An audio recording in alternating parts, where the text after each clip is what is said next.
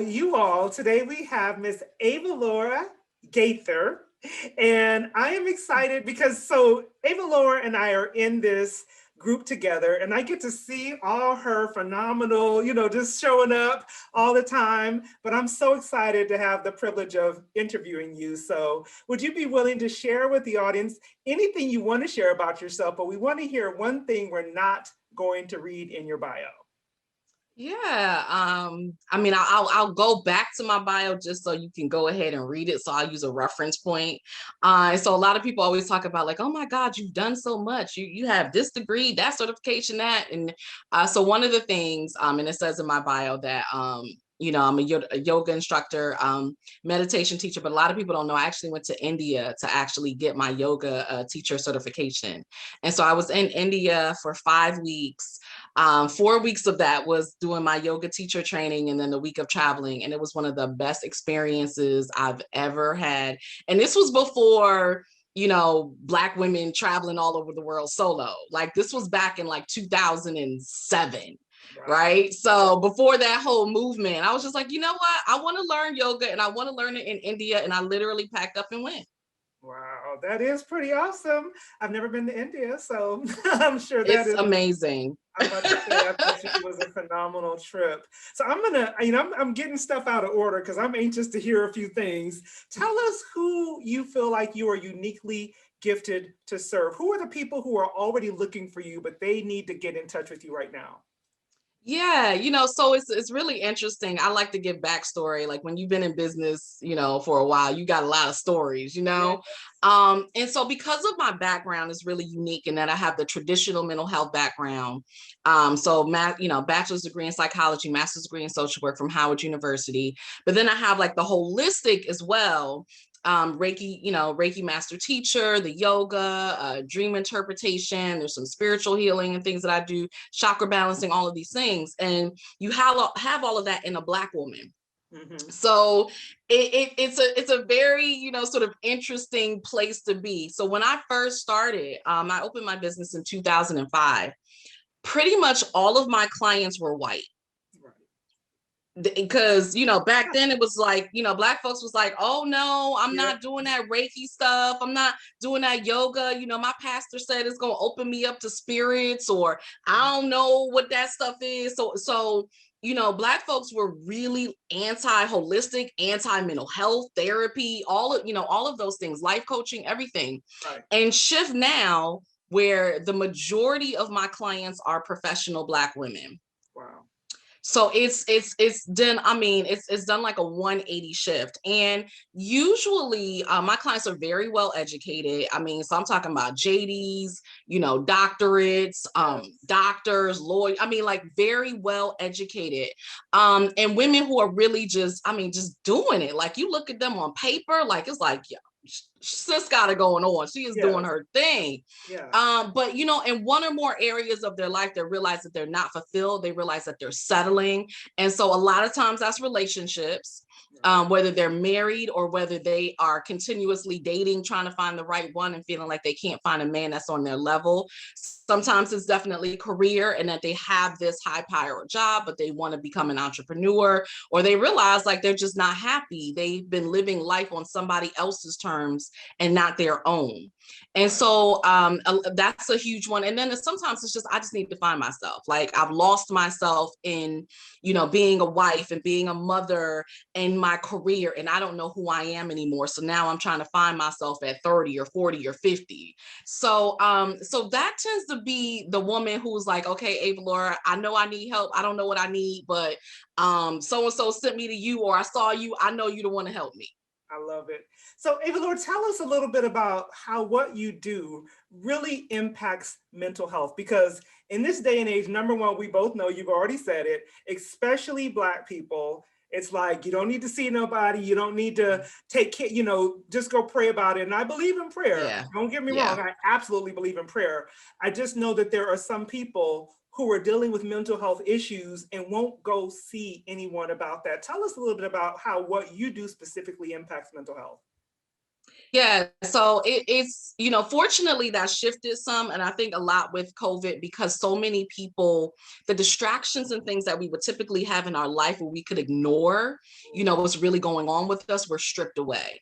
And Mm. so during this time in particular, I've probably done more couples counseling. I've gotten more life coaching clients because people had that time to sit with themselves and they're like, wow, this has been going on for years, but now I finally have to look at it.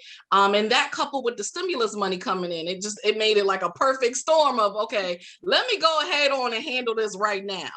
Yeah. But you're right. Typically, it is something that we run away from. It's something that we don't address. We're not really comfortable with. You definitely still have people, even in this day and age, are like, just pray it away.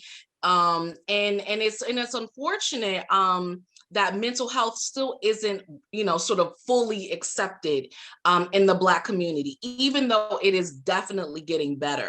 But I think the other problem that we're having, and a lot of people are seeing, is how broken the mental health system is. Right. And that's why I left, when I first came out in social work. I was like, this is not working. One, people are not really healing. They're not getting the results that they really need. I felt like I was just helping people to maintain their dysfunction and not really helping them to heal. Right. And so you're starting to see a lot of that. The insurance model is broken. It doesn't really work. You have a lot of overworked therapists and mental health professionals. And so a lot of times people want to come to me because I'm outside of the system. Right. And so I have the traditional, but I also have the holistic, which I think that is another reason why we do have that shift, is that Black folks are like, it's got to be another way. Right. Like, I know I need help. I don't necessarily want quote unquote therapy, but there's got to be another way. And so, everybody's Googling, self-diagnosed and all of this stuff. And so they're looking for more holistic modalities to say, I still want to be me. I just want to be a better version of me. I don't want to be on drugs. I don't want to be stuck in that system. So what else can I do to really help myself? I love it. So in this industry that you're in, it's I would say non-traditional when it pertains to like sales. So talk to me about, Yes. how do you generally locate your ideal clients? Those people they may be Googling, they may have their stimulus money. Nevertheless, there still has to be that sales conversation. How are you finding people, and how easy or maybe difficult is it to have those conversations with those people to help them to say yes to themselves through you?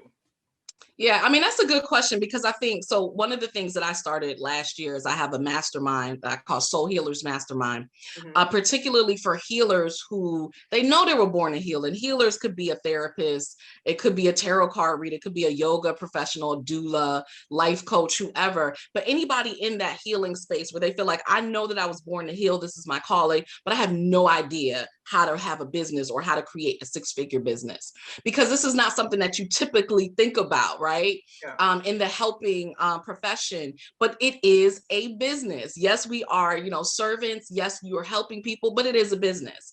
And so sales if you're not selling, you don't have a business, True. right? True. And so for me, I think I've been really blessed just because I've been here for a minute.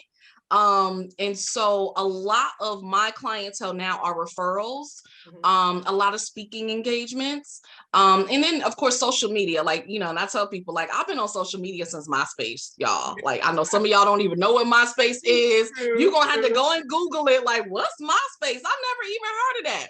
But I've been on social media since then. And so I really amassed my following from there, and then went over to Facebook, and now, of course, Instagram and Twitter and LinkedIn and everything else. But that's how I started. So social media has definitely been good for my business, being one of the first out there to really talk about the benefits of holistic healing, why it's so important, the things that you're probably not tapping into, different things like that. And I do a lot of interviewing. I have two podcasts myself.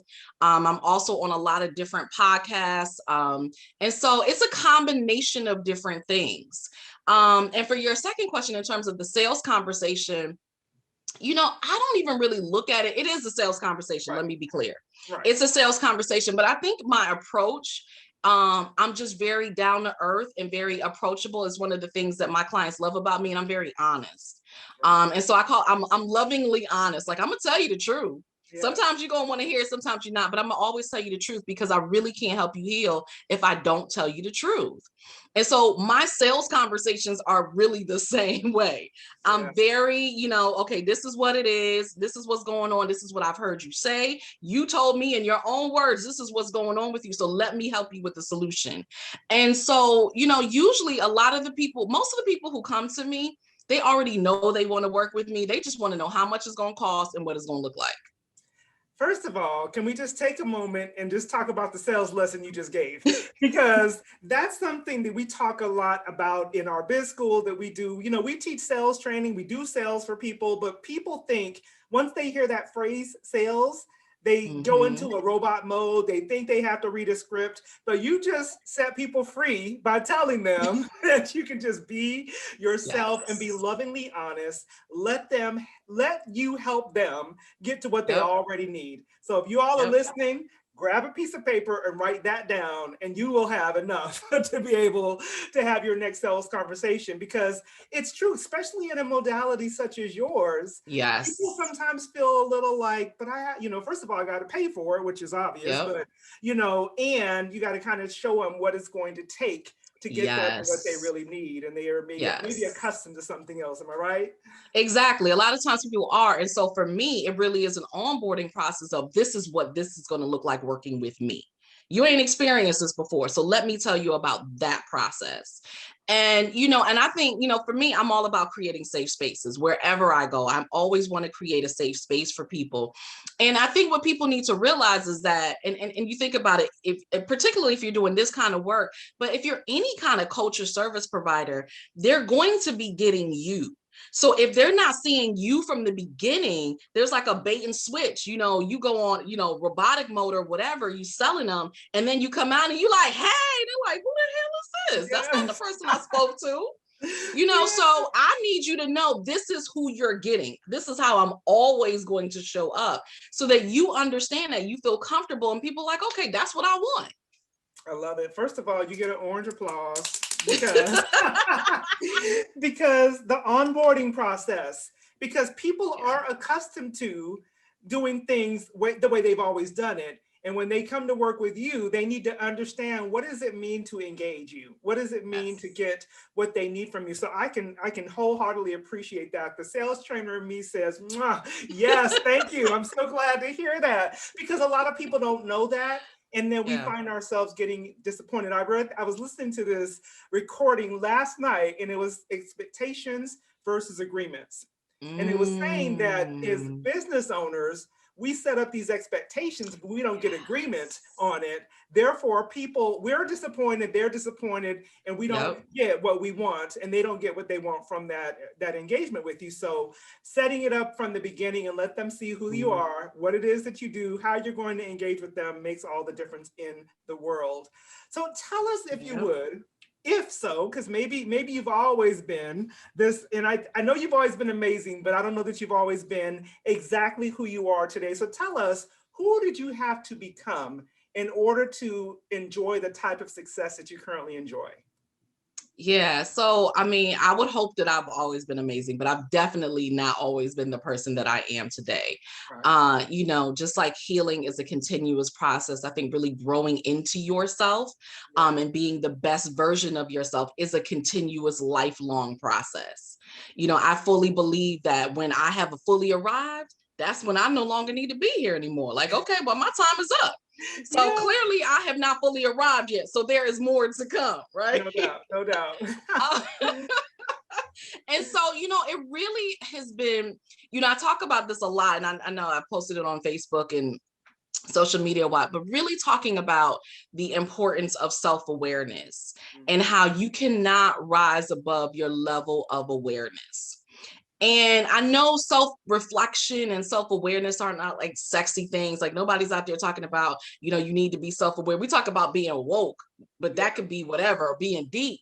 But when I talk about self-awareness, I mean really knowing who you are at your core, the good, the bad, the ugly, the things you want to run and hide, you're ashamed of, the things you're excited about that everybody would say about you. Like, who are you at your core? And knowing all of those things and accepting those things, and then being able to use them to your advantage. Like, I use my flaws to my advantage all the time. I'm like, I'm not good at this. I'm not going to do it. I'm either going to hire somebody to do it, or I'm going to tell y'all I'm not good at it, but I'm going to do it anyway because this is what this requires. And they're like, oh, that's the bomb. No, it's not. But I set you up so you really think it is, because I gave you this expectation that was going to be so bad, right? So it's just, but knowing yourself, and you know, and I tell my clients all the time, like, when you know who you are, nobody can use anything against you. You know, you can't say anything that's gonna hurt me because I know who I am. That's so okay. You're right. Oh, that's good. Oh my goodness. And I think when we're not self-aware, we always are setting ourselves up for failure, right? Because we get surprised when someone says something because we didn't know it ourselves, or we hadn't acknowledged it ourselves. Exactly. Or ego kicks in and you like, no, I'm not. So you get defensive. Yes, you are. And everybody was like, well, yeah, we ain't want to tell you, but yeah. Goodness gracious, I love that so much. You know what I love? You know, when you think about children, most children, they're not self-aware because they're children. But I love when we get to a place of maturity, when we can look at ourselves for who we are, and like you said, appreciate the good, the bad, and the ugly, and deal with it, right? Oh my goodness. Absolutely. What connections have played the biggest role in your life? We talk a lot about the power of networking as it pertains to sales and growing just, you know, as a person, but what connections have played the biggest role in your life? Wow. So, you know, I've always said that when I have arrived, or when I'm in the process of arriving, I'll just say that, and I'm up, you know, somewhere getting some award speech for something, I will have so many people to thank, the music is just going to run out. You know, like there's so many people in every stage of my life that I can think of that have really played a role in who I am and where I am right now in my life. And so when it comes to networking, you know, the best networking definitely for me, I mean, I'm going to say it's really been referrals from my other clients. That's been the best networking, but this is not networking per se, like in a business sense, but definitely personal development and who I am as a woman. But my spiritual teacher has by far been one of the best connections. And when I think about it, in a way that kind of was networking, because I met him from a friend of a friend. Right. And so in a sense, it really was networking. And that hands down has been one of the best connections I've ever had, lifelong connections I've had. Wow. And I can fully agree with that. You know, many times we think of networking as going into a room and meeting, you know, 50 people, and it's not. It's just the people that you engage. I network in the grocery store line all the time. You know, it's like meeting another person. And I love that, with the intent of some kind of mutual, you know, benefit. That's all it takes. So I'm glad to hear that. That's fantastic. Yeah, you know, I'm glad you said that, because I used to tell people all the time, like when I first started, when I didn't know what the heck I was doing, I didn't know nothing about business. I just knew I needed to help people heal, and I couldn't do it in traditional mental health. And so I'm doing this thing, and I don't even know what to call it, but this is it. I would meet people in my yoga class, in my belly dance class. Like, I just, you know, wherever I was, I would just meet people and be like, yeah, here's a card here. And that's how I started getting clients. There you go. Yes. I've gotten business literally on the Walmart aisle, literally. You know, someone just asked a question. Oh, yep, let me help you. I got something for you. So what would you say if you had to choose one word to sum up your journey? What would that word be? How are you going to choose one word? I know. Just one? You know, overachievers, we got like 50 million, 11 words. I got to choose one. Yes, you know, for me, if I had to choose one word, I think I would choose faith. Tell me why. You know, I think everything that I have done has really been a faith walk. And I have had to believe in myself so much that I just believe that everything is going to work out, even when I have no idea what I'm doing, or even when I feel like I'm in over my head. I'm wearing shoes that are too big for me. I'm just like, you know what? I have the faith that this is where I'm supposed to be. This is my journey. This is my calling. This is my purpose. And so it's going to work out. And I have had to walk through that in spite of all the fears and the challenges, and really always pull on faith. Girl, that all by itself, drop the mic, because that was so simple yet so profound. Because I know for myself personally, it's like sometimes those shoes feel so big, you just want to step out of them and run away to what's more comfortable. Let me get in my slippers, right? Instead of standing in my too big stilettos that I need to be standing in all of my power. So I can so appreciate that. And I almost feel like you were sent just to say that so I could hear it this week. Because I felt a little over my head this week. So I'm going to say thank you for that. You're welcome. That was so good. You're welcome. You mentioned earlier that frequently the people who are looking for you, they might be Googling or putting certain things in, but let's make sure the people who are listening right now can connect with you. What are some of the specific things people are looking for? If you had to give what we call Googleable phrases that they might be putting in their computer right now, what are they probably saying to themselves when they're looking for you? Yeah, well, definitely Reiki master teacher or Reiki master. So I get a lot of Reiki students now, people who want to heal themselves, and a lot of mental health professionals who now want to add the holistic to their business. And so they want to learn Reiki for their clients. So that's huge. A lot of it is relationship healing. And I'm trying to think, like, what is it that they look up? Like toxic relationships, narcissistic relationships, but a lot of relationship healing, healing after divorce, couples counseling or premarital counseling, all of those type things. And then I would say the other thing is, I'm trying to think what my clients say, because I asked them this question, like, what did you Google? Now it's like healer or spiritual therapist or life coach, spiritual life coach. So they kind of all over the place, but they knew they wanted somebody who had the skills, but practice from a more spiritual or holistic point of view. Perfect. So those of you all who are listening, you just found her. And we'll make sure we put all of your contact information in the show notes. But tell us, just so we're very clear, how do you work with people? Do you work mostly with business owners who want to add the practice to their own business, or do you work directly with clients, or a little bit of both? I work both. Okay. I work both. And so that's the beauty of my business. Like, it's so multifaceted. And so, yes, I have a lot of business owners who say, or, I want to learn Reiki, or I want to join your mastermind so I can learn more about business. But then I work mostly with consumers as well that, you know what, I'm having a breakdown in my life and I need help. And so, so both. Very good. So there are some who are not looking at this, they're listening to it, and others vice versa. So again, we'll put the information in the show notes, but say out loud the best way for people to contact you. Yes, I am Googleicious. I am very easy to find. Avalaura, Avalaura.com. That is my hub. Go there. You can connect with me on social media, my podcast, everything is there. And so, look me up. You'll find me. My head wrap, I'll pop up. Wonderful. Tell us the name of your podcast as well. Avalaura Heal My Life is one. And then the second one is Black Women Leave America. All right. So now you all see that, go click.